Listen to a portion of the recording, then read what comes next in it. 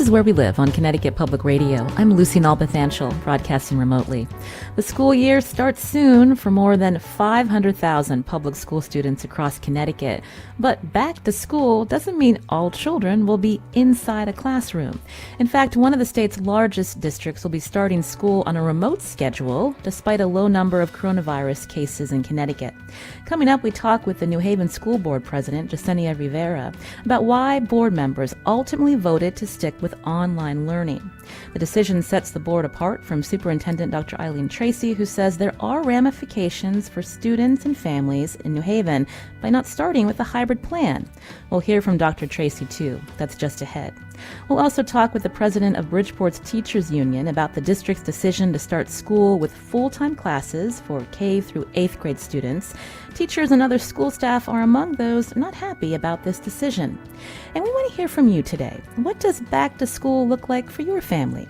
888-720-9677. That's 888-720-WNPR. You can also find us on Facebook and Twitter at Where We Live. Now, a few months ago, State Education Commissioner Dr. Miguel Cardona came on the show, and Reuben Michtom called in with the question. He'll be in 8th grade this year. We invited Reuben back on the show to find out what he and his family decided to do this fall. Reuben, thank you so much for joining us via Zoom today.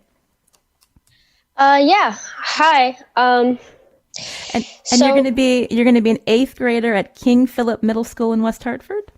Yes. So tell us what you're going to do this fall. What did you and your family decide?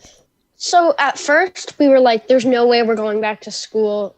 But then as the West Hartford plan seems pretty good, or at least my parents think it is, and a lot of my other friends have just been saying, and their parents are just like, it's going to close in a couple weeks when cases go up because everyone's going to school again. So we might as well go while it's there. And so West Hartford, the school district is alternating weeks to split up the student body. So 1 week, one portion of the school will be in class, and then the other week will be remote. So how do you feel about that schedule? It's like theoretically it like helps, but considering the fact that each grade in my school has 300 kids-ish, that's still like 150 kids per team that are gonna intermingle. That's still a substantial number of people, I think. So like it'll help, and having the block schedules and moving less and like wearing masks and all this stuff will help. But I think I'm guessing that it's probably going to close after a couple weeks. Mm-hmm. So Reuben, what are you most looking forward to by going back to school on this hybrid schedule? Well, I didn't really see anyone all summer because I was away and like it's kind of hard to see people. Like I've seen like a couple people. I've seen two different people all summer. And it'll be nice to see everyone else who I don't have the contact of, who I couldn't see during the summer. Like just be in a classroom with other people. That'll be nice. What will be most difficult when you think about remote learning this past spring and having to do that at least for part of your school year? How do you feel about that, Reuben? Well, I just found remote learning, I know some people were fine with it, but personally, it was really boring for me and I couldn't focus like at all. Because in school, I stay focused in between doing things, like I talk to other people because, but we used Google Meets and you have to stay muted the whole time. Like that's because everyone can hear you no matter, you can't like be talking to just one person.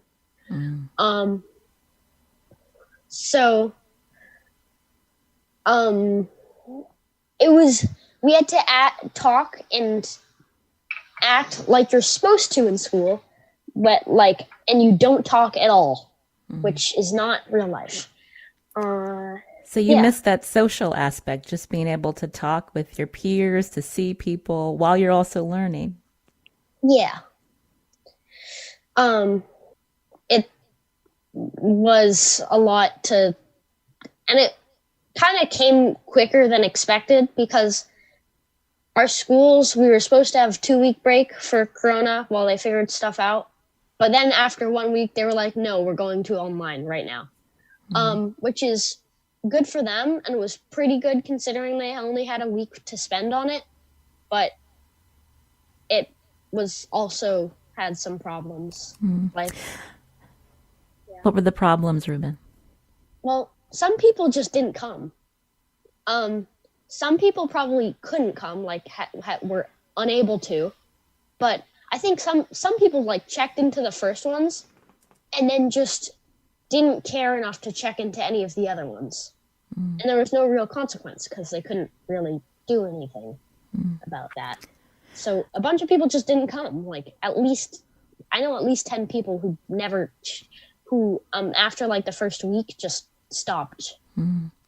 Reuben, we know statewide 1 in 4 students did not participate in online learning, as you're mentioning. So when you think back to the distance learning that you went through, did you feel like you were able to learn as much? And how do you think you'll combat that boredom this time around? I think I learned, but barely. Like I struggled to focus on my work and do the work, which is not something I've had a problem with before. And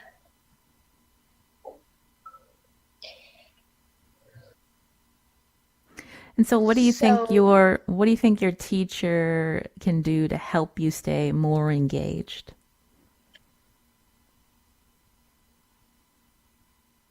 Letting the kids talk would theoretically be good, but kind of wouldn't be good because there's no way to really talk to one person and then would not have that be distracting. Group projects are really hard to do because a couple teachers tried to do group project sort of things, but to do it, you had to coordinate time the kids had to coordinate time with each other. And that often didn't work very well because some people just aren't good at planning their time. And a lot of people just don't have, in 7th grade, which was last year, just don't have any control over when their parents are like, okay, we're going somewhere. You just have to go. You're hearing Reuben Michtom. He's a rising 8th grader at King Philip Middle School in West Hartford. As we talk about back to school looking very different for students and families and school staff across our state, you can join our conversation 888-720-9677 or find us on Facebook and Twitter at Where We Live. I wanted to bring into the conversation now a parent. Deborah Roman Madera lives in Hartford, and she has a son who's a CREC student at a school in New Britain. Deborah, welcome to our show. Hi. So again, so we just heard from Reuben about his experience this past spring and some of the challenges and what he's looking forward to in this upcoming year. What about your son? What decision did you and your family make for him? Okay, so he's going to be going to school due to the reason that at first I wanted to give him homeschooling, but since they told me that they weren't going to give special classes, as in robotics, culinary arts, for the students that are staying home, so I decided to let him go to school. And what will that schedule look like? Will they be doing a hybrid schedule, or is it full in class every day? No, they're starting off with a half a day. So he'll be going in at 7 o'clock in the morning and going home around 10:30. You said that you originally wanted to homeschool your child, but you wanted him to get a lot of those other special activities and programs that he would miss if he was being homeschooled. Are you concerned about his safety, having to send him back? Yes, honestly, yes. I know that even though there are going to be 25 students in each classroom, but still, there is exposure at a certain point. I work as a security officer. So during the outbreak of the pandemic, I was there to see a whole bunch of stuff, and it is scary. It is, honestly. We heard from Reuben that he missed seeing his friends, his peers. What about your son? Is he looking forward to at least seeing his classmates again? Yes, he's very excited. He's bored of being home. I guess most of the students are feeling the same way, not being able to interact with other people, socialize. And what about support for parents like yourself, Deborah? We heard from someone on Twitter that wants to know how parents will be coached. The support that parents also need to help their students when they're doing the distance learning. How do you feel about that? Are you hearing from your son's school about how they can help you? No, not yet. Is there any indication that will be something that the school will offer, or is this something that you hope to communicate to them? I hope to communicate it to them because I know that most of us as parents are we're worried about what's going to go on during our children being in school. How are they going to do the lunch breaks and all that stuff? I still don't know if where each children's gonna sit, the distance. Which they should do a meeting about that. Show us how the classrooms are gonna look like and how lunch is gonna look like. Well, Deborah, that's a concern I know many parents have, especially with mask breaks and how schools can really social distance that 6 feet that's recommended when we know that it can be difficult depending on the school building your child's in. We hope that your son's school year goes well. We thank you for calling in today. You're welcome. And Reuben, before we let you go, how do you feel about the safety precautions, even if there's less kids in the school? Do you feel like your peers will keep their masks on, will adhere to social distancing? Honestly, no. Honestly, I severely doubt that people will follow. Someone will go to the bathroom and they'll just take off their masks, I don't know, hug, high five, everything. Honestly, probably not. They probably will. Most people will probably. Well, I bet a lot will, but enough won't. And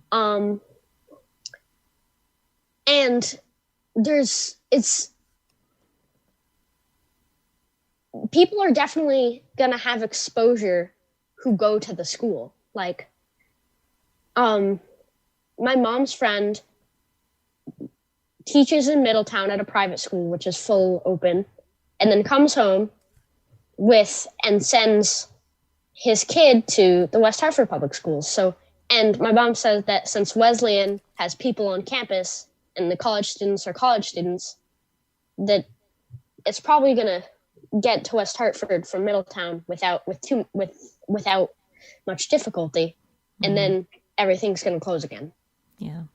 Well, Reuben, those are concerns that a lot of families and educators and people in communities are weighing as we think about the school year starting. But we thank you for calling in to share your perspective. Reuben Michtom, again, he'll be an 8th grader at King Philip Middle School in West Hartford. Reuben, good luck this year. Thank you. This is Where We Live on Connecticut Public Radio. I'm Lucy Nalpathanchel. Coming up, students in New Haven School District will start school fully remote. What impact will that have on students and their families? We'll talk about that after the break. We also want to hear from you. What does back to school look like for your family? Join us at 888-720-9677 or find us on Facebook and Twitter at Where We Live.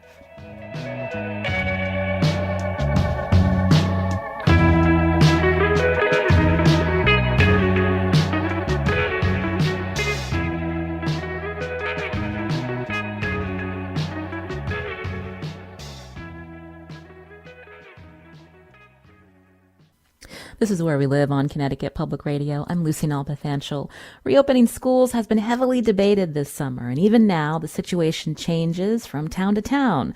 On Tuesday, Hamden, Connecticut's Board of Education voted to delay reopening because they're faced with a teacher shortage. Meanwhile, the city of Danbury won't reopen until October 1st at the earliest because of a recent spike in coronavirus cases. My next guest leads the school board in New Haven. It's the only city that requested a waiver from state education officials to start the school year fully remote. Are you a parent in the New Haven School District? How does the decision affect your student and yourself? You can join the conversation, 888-720-9677, or find us on Facebook and Twitter at Where We Live.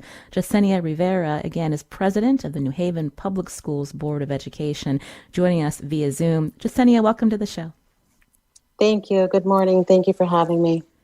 We know throughout the summer, Governor Lamont and the State Department of Education Commissioner wanted schools to reopen fully this fall. Later, they clarified and said it's up to the districts to decide, and allowing a hybrid model with a mix of in-person classes and remote learning would also be acceptable. But the New Haven Board of Ed has voted and confirmed that schools are going to start the year fully remote. Tell us about why the board decided to start this way.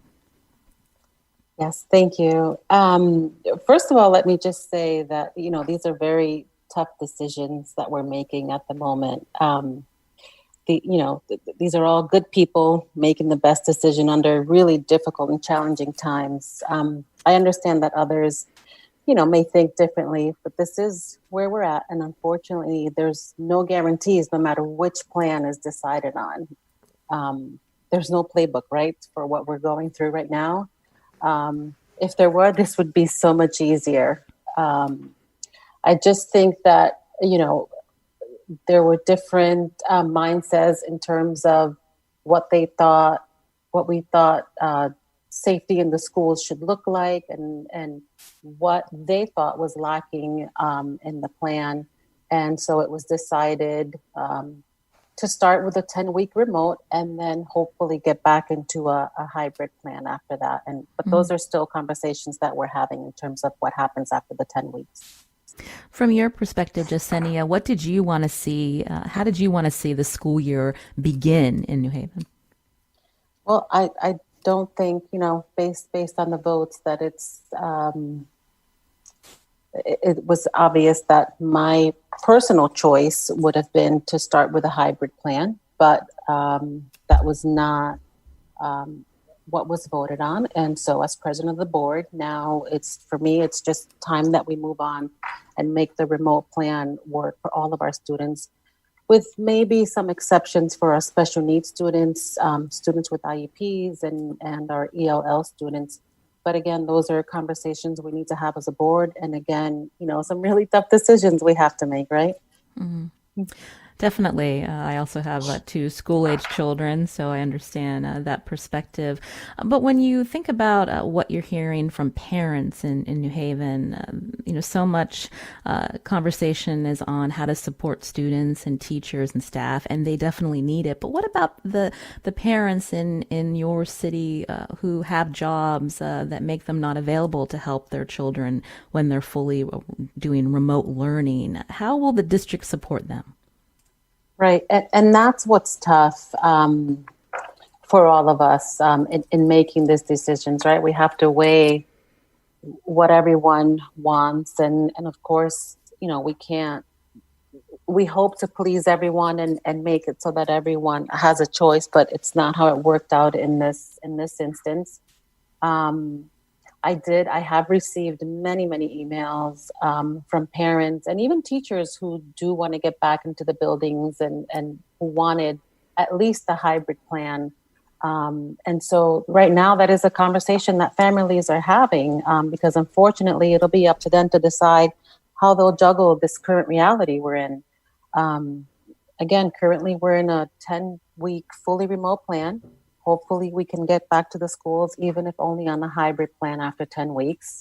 I think if we don't get back to at least the hybrid plan after the 10 weeks, as long as our COVID numbers remain low, then for me personally, again, not speaking necessarily for the board, but personally, I think that then we would be failing our students, our families, and our staff. But again, those are conversations we're having. The plan is to hopefully go at least hybrid as long as the COVID numbers remain low. And that's after the 10 weeks that you mentioned? That's after the 10 weeks at the moment, with maybe, like I said, hopefully some exceptions for special needs students, ELL students with IEPs. You're hearing Yesenia Rivera. She's president of the New Haven Public Schools Board of Education. As we talk about back to school across our state, you can join our conversation 888-720-9677 or find us on Facebook and Twitter at Where We Live. Dr. Eileen Tracy is superintendent for New Haven Public Schools, and she's on the phone right now. Dr. Tracy, welcome to the show. Yes, thank you. Thank you for having me, and good morning, everyone. Now, I understand that you, as well as Mayor Elliker, who's a member of the board, objected to this idea of fully remote. You were hoping that the school board would vote to approve a hybrid plan. You detailed some of your concerns to the board about going fully remote. Can you briefly mention those concerns and why you feel so strongly that fully remote may not be the best for students in the district? So let me say, first of all, it may be suicidal in terms of political suicide, and my job as being the only employee for the Board of Education to have gone against my board. But, however, I felt very strongly that, as Yesenia said, there are challenges with all of the plans. However, when we were asked to create 3 plans by the State Department of Education, we planned accordingly. We were the first school district that had plans out because we went ahead and made plans. However, we presented the preferred plan of the hybrid plan on the basis that when OPM came and checked out our largest schools, our largest high schools and elementary school, that they found out that we did not have the space for social distancing. Therefore, hybrid would fit better for New Haven Public Schools in those cases. Because the hybrid plan would provide for, with parents still having choice of opting out, would provide for less students in the school and more space for cohorting and maximizing social distancing. So I presented pros and cons of the different plans, and apparently the board decided to go differently because the concern around fear of students' life, the way we are in New Haven as being a comorbid city, with our environment of Black and Latino, a concentration of Black and Latino students and families, and many families are multi-generational. The board felt that we needed to have a safer plan for getting kids into school. The unions felt the same way. They were concerned that the schools were not ready. We're in the midst of summer, so schools were still getting ready. So there were concerns about that. And I understand where my board is coming from.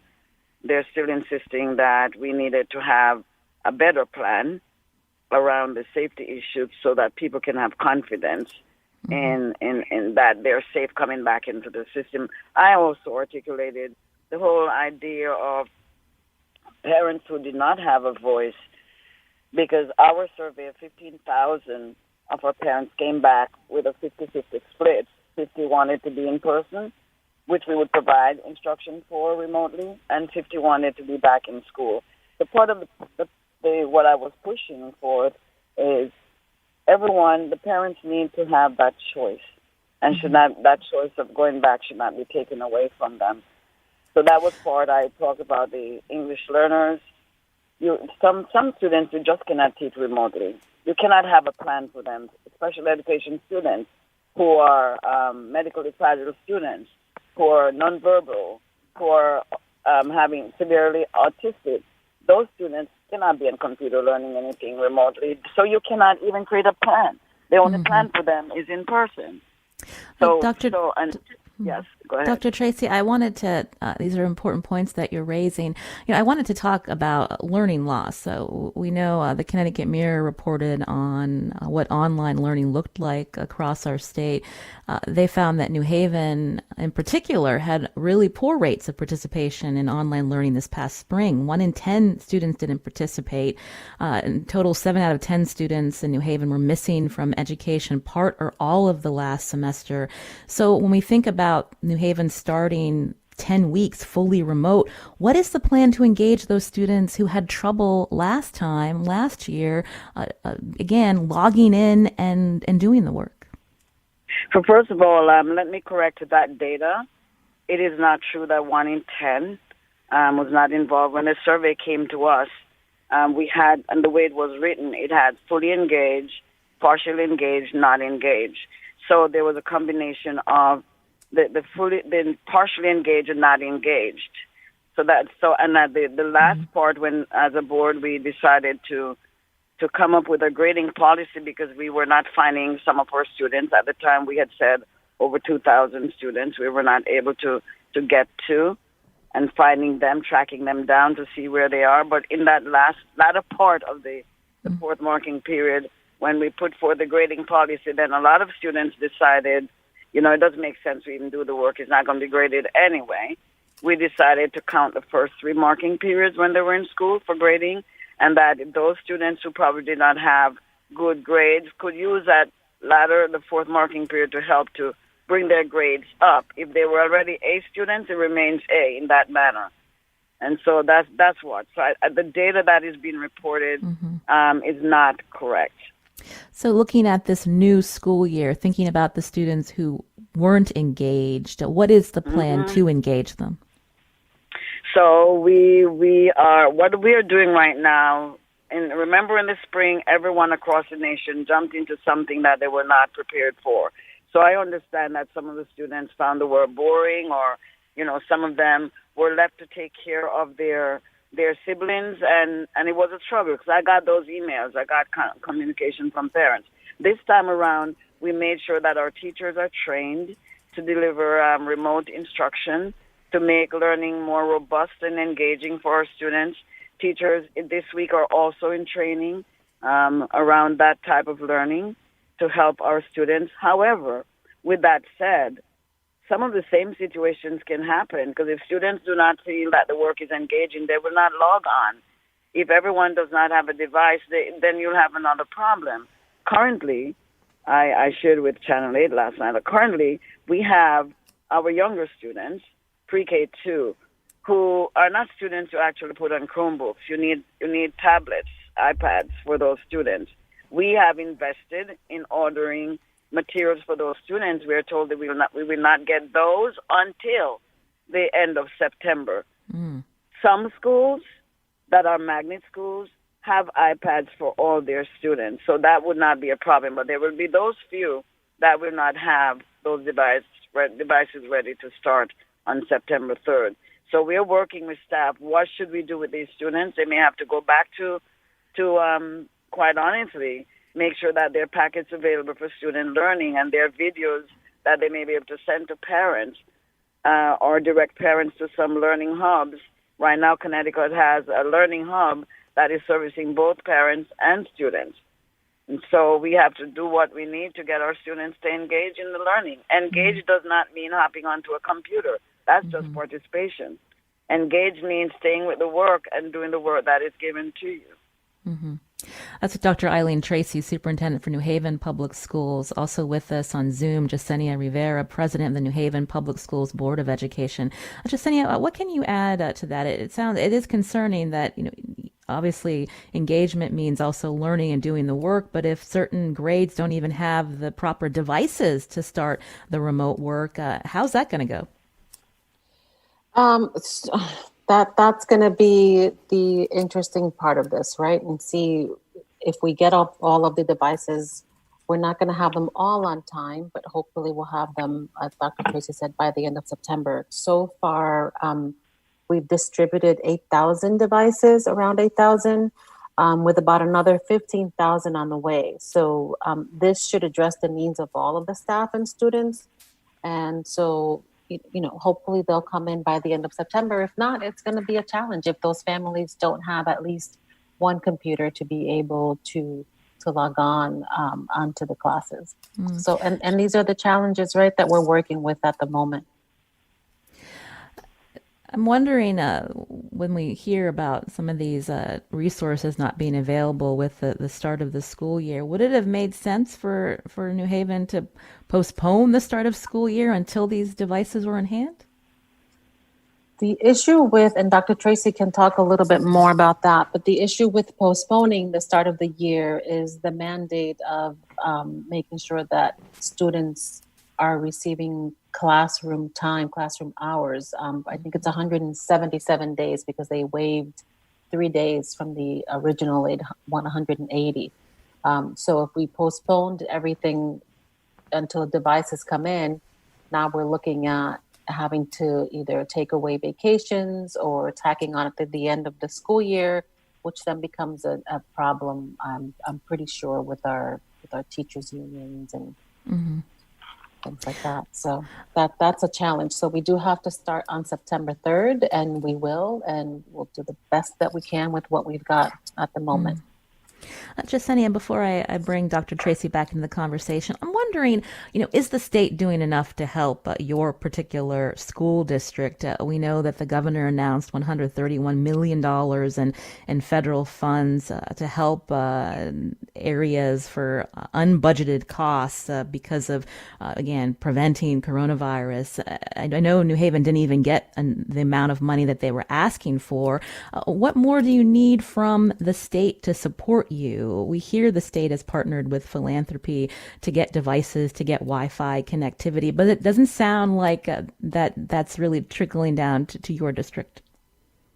No, actually, one of our board members was actually quoting numbers at our last board meeting of funds that other districts received, and in comparison to those districts, we received very little.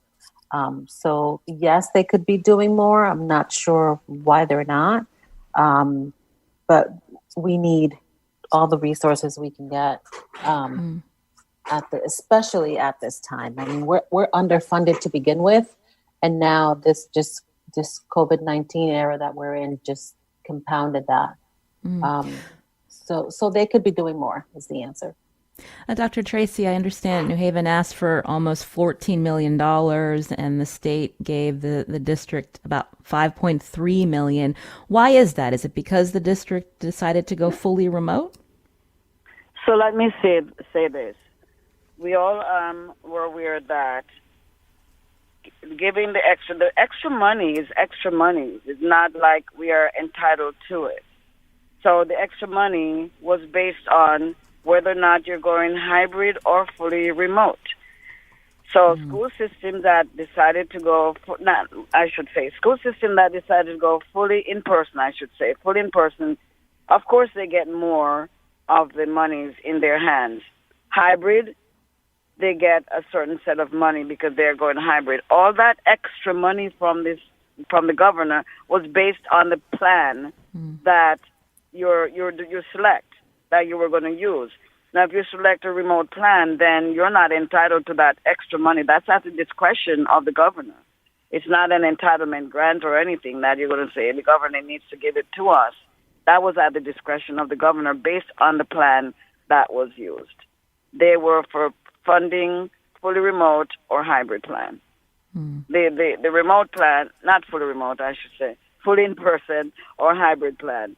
The remote plan was reserved for emergency where the pandemic in the community, where the virus in the community was showing that it's trending up and now it's time to shut down. That's the purpose of the remote plan.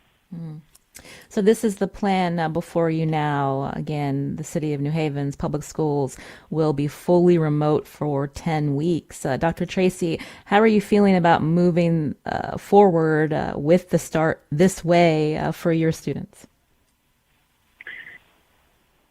And as I'm not going to publicly go against my board, the board has spoken. This is the plan they want to move, but I think they still have some flexibility within there from what I'm hearing, that if we can show that our schools are safe, there may be some reconsideration about things. Right now there's a talk about having some kind of checklist and some verification that the schools have their ventilation system done, that some other protocols are in place. And there may be, within this 10-week period, some concerns about, reconsideration. What I want is that my school community is settled. There's a lot of uncertainties and confusion and angst in the air right now.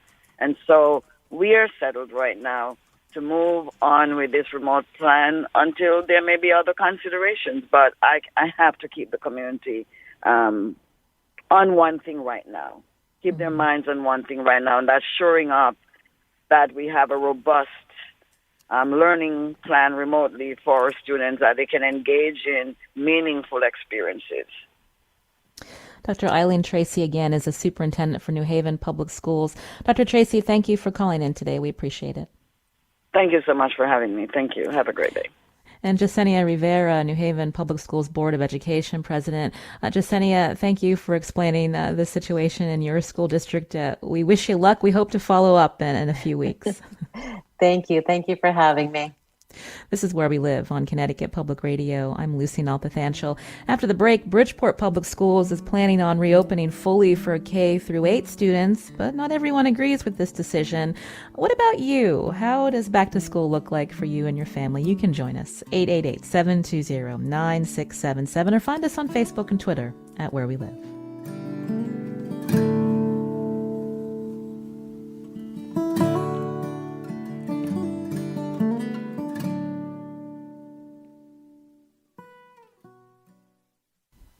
This is Where We Live on Connecticut Public Radio. I'm Lucy Nalpathanchel. Today we're talking about back to school. It looks very different depending on where you live in our state. Bridgeport Public School students, their school year begins September 8th. Kids in K through 8th grade will be full-time, while high schoolers will follow a hybrid schedule. The Connecticut Post reports nearly half of Bridgeport students are being kept home by their parents for the time being. But how are teachers and staff in the Bridgeport Public Schools feeling about the plan? Joining us now is Ana Batista, president of the Bridgeport Education Association. That's a teachers union in the city. She's worked as a bilingual educator for 36 years. Ana, welcome to our show. Ana, can you hear me? Well, Ana, Thank you for inviting me. Thank you. She's joining us on via Zoom. So tell us about this plan. So fully in class for K through 8, high schoolers will go remote. How are your members feeling? Well, our members, first to let you know, and I'm sure you're aware of this, that our biggest concern is safety. Mm-hmm. So we have a lot of members that are concerned. While they're happy to be at school, getting ready to greet the students, they also recognize that some are in older buildings. Bridgeport has and continues to be a city that is underfunded, and therefore teachers, they're fearful of building conditions, safety, being provided with the PPE equipment that they've been promised, and they have it at this point, but they are concerned, how long will that last? Ana, I brought up to New Haven when they asked for a certain portion of these federal dollars to help communities because of coronavirus. They got less than half of what they asked for. I believe Bridgeport asked for $12.5 million to help with preparing, and they got $3 million. And so when you think about helping teachers and staff and students feel safe about going back to school, do you feel that the school district is adequately prepared? Well, To be honest with you, I was really surprised when I heard the amount of money that was being given to Bridgeport, considering that, like I said earlier, we're so underfunded. And we barely have enough resources right now. And I'm even talking about teachers. Bridgeport has cut over 400 positions in the last 4 years. So right now there's no fat to cut anywhere. So even something as simple, and this has been a big concern with the teachers this year, like who will cover lunch duty? We have a duty-free lunch. Our superintendent has assured us that we will have that. But at the same time, the concern is, again, where do you have staff that you could put in to cover classes? Because we are trying to keep the students in cohorts. So we definitely cannot mix students. What happens also if a sub is needed and we don't have enough substitutes? In the past, we've been known, we do this a lot, we split students into other classrooms with packages for the day, or they'll complete the assignments of the classes they're put in. We can't do that this year. We can't be mixing students in with other students, because then we're defeating the purpose of social distancing and the mixing of different students. Anna, I mentioned earlier in the show, the town of Hamden is pushing back the start of their school year because of a teacher shortage. Do you have a sense from your members, maybe teachers who are older and feel they're more at risk of catching COVID, or they have family members that, again, have health concerns? Will this be something that you'll have to address? How many are willing to go back into the classroom? We started yesterday, and obviously the person that has the best numbers for that would be the Human Resource Department. What I've been being told by many members that applied for ADA, everyone I spoke to has been denied. They are not being given the accommodations that they've requested. And there has been some retirements, but the concern is that all teachers are being required to come into the buildings. And again, like I said earlier, the concern with that is that some of these older buildings, they don't have any sort of air conditioning. And you know how hot the older buildings, or really any building, can get. And then put on top of that a mask. We will be taking mask breaks, but that may not be enough when you're in an older building that reaches 108 degrees. We heard from a listener on Twitter who writes, concerns about lunch. Eating indoors is deemed higher risk.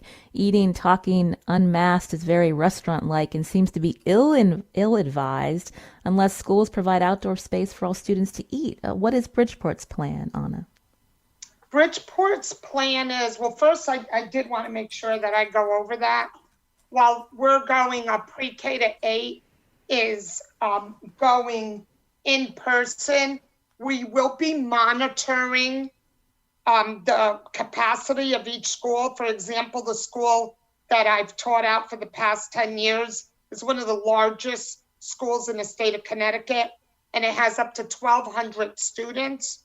So data has been indicating that we're not at 50% and above, but should that occur, I've spoken to Superintendent Testani, and we've decided that we won't be operating a school with like 1,000 people in it, because that's not going to be right now supporting the plan that we have. So again, with lunch, with a school like that has over 50 classrooms to accommodate, that's going to really create a situation where a lot of planning has to be in place, and it has to run. as you're aware, a lot of the urban schools, we don't have extra room outside to whatever, if we wanted to put picnic benches or whatever. We're not capable of doing that. And at the same time, you would still have to have supervision. So lunch, and also I've been hearing from the teachers, should they have to do lunch duty, it's, without a mask on, it is frightening for them. Because again, safety is key. They all want to be able to go home and not bring anything with them, but also, teachers are very protective over their students. So they want to make sure that they're safe and the community that we teach in. You're hearing Ana Batista again. She's president of the Bridgeport Education Association, the teachers union in Bridgeport, as that district prepares to open school fully for grades K through 8. High schoolers will be remote. I wanted to fit in a quick call near the end of the show. Rebecca's calling in. Rebecca, we just have a couple of minutes. So what did you want to share? I'm a teacher, and I was lucky enough to be able to take leave so that I can stay home and avoid extra contaminating my son. He has significant special needs. I have to send him to school because I'm not, even though I'm a teacher, qualified to do speech therapy, occupational therapy, and modify to his level.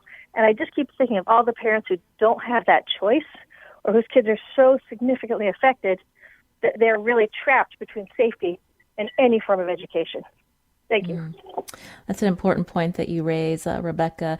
Ana, we just have a couple of minutes left. Again, school starts September 8th. Do you expect there to be last minute changes, trying to figure out student ratios within schools if there is staff shortages up to that date?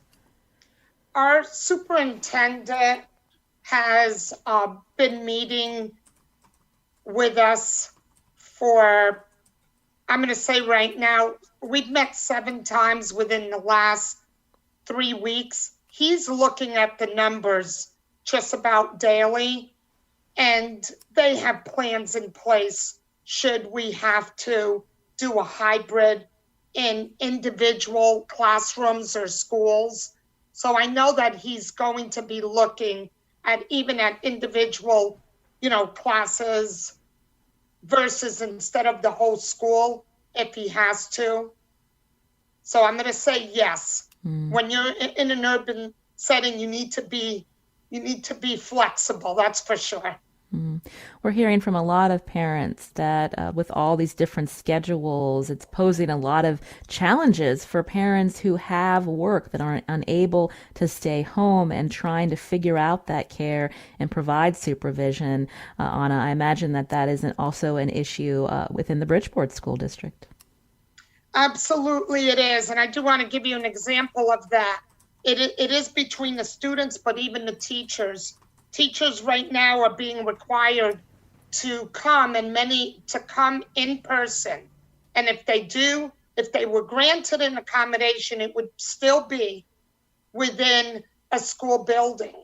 The problem with that is they have their own children, and many of them are going hybrid, which means likely they're just going twice a week. So I do have to say our superintendent this year ended up forming a program with Lighthouse to be able to take educators' children in the schools if necessary for a program exclusively for them. Obviously, they would pay for it. And then on regards to the parents, yes, I do agree. It probably will create a problem for the parents, but we're all talking about safety, and you can't put a price on that. And I think, I know even many people that I know that don't even have children, people are very understanding. And Ana, we'll have to leave it there. You're right. We are in these uncharted waters. It's going to be a tough few months, but we thank you for telling us what's happening in Bridgeport. I'm Lucy Nalpathanchel. Thanks for listening.